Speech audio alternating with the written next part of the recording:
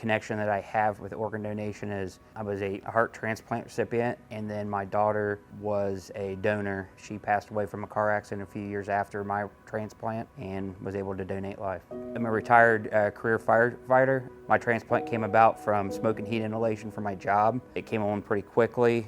My daughter was able to see how important organ donation was because of that. We were actually in the process, because she wasn't old enough yet to have a driver's license, we tried to get her a state ID, basically saying she was an organ donor, because she really wanted to do that. She thought it was important. Didn't realize not only did it affect me, but it also helped out other people, because with my daughter, Abby's the youngest of 3 kids that we have. She was very outdoorsy, liked hunting and fishing, did a lot with her brother, very loving person. We have cows and things like that, so that was her thing. She liked to be around that. Lovable kind of person, just tried to help everybody and be nice to everybody. So she was involved in a car accident. She didn't have her seatbelt on, so that's very important to have your seatbelt on. It was head injury.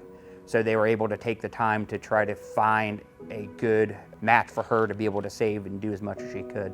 So there were 4 people that got life-saving things, but she was able to do a lot of other things too. To be honest, I've had times where I was angry because I felt like I got a heart transplant and then I lost my daughter because of it.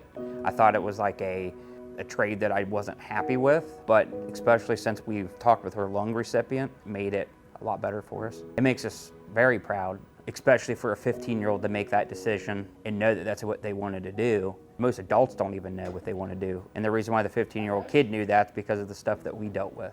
Not only do we encourage people to have those discussions, not just with their children, with everybody. We were involved with House Bill 256 in Ohio for this year. They were trying to set it up so that when somebody would go get a hunting and fishing license, they would ask you, like when you get your driver's license, do you want to be an organ donor?